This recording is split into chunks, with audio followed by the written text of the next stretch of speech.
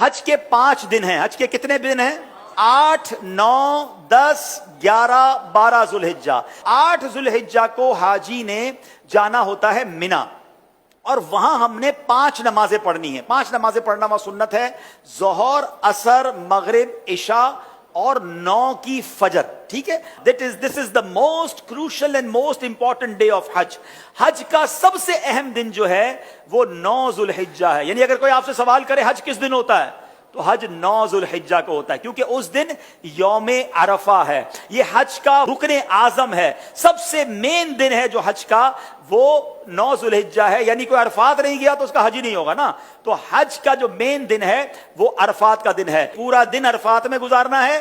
جب غروب آفتاب کا یقین ہو جائے کہ جناب مغرب کا وقت ہو گیا، غروب آفتاب ہو گیا، اب سارے حاجی آئیں گے مزدلفہ. ٹھیک ہے، اب جب آپ مزدلفہ پہنچیں گے تو مزدلفہ میں مغرب اور عشاء ملا کر پڑھنی ہے.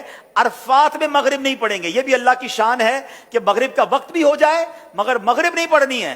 مزدلفہ جانا ہے اور وہاں عشاء کے وقت میں، مغرب کے وقت میں نہیں، عشاء کے وقت میں مغرب اور عشاء ملا کر پڑھنی ہے. اور فجر بھی مزدلفہ میں پڑھیں گے. پوری رات ہماری کہاں گزرے گی؟ مزدلفہ میں. اب جو صبح آئے گی، کون سی صبح ہوگی؟ کون سی صبح ہوگی؟ 10 کی. 10 تاریخ کو کیا ہوتا ہے؟ کیا ہوتا ہے؟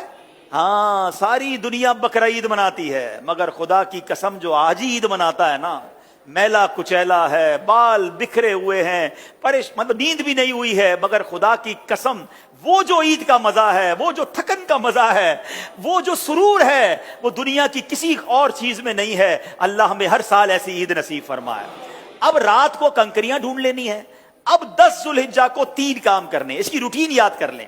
10 ذوالحجہ کا پہلا کام ہوگا شیطان کو کنکری مارنا. پہلا کام کیا ہے؟ شیطان کو، ایک ہی شیطان کو مارنا ہے، بڑے شیطان کو. ٹھیک ہے، بڑے شیطان کو 7 کنکریاں مارنی ہے. دوسرا کام، جیسے ہی کنکری مار لیں گے اس کے بعد قربانی کرنی ہے. ٹھیک ہے، کنکری مار کر آپ نے اپنے معلم کو، اپنے گروپ والوں کو، یا جو بھی لوگ آپ کی قربانی کا انتظام کر رہے ہیں ان کو بتانا ہے کہ میری قربانی کر دیں.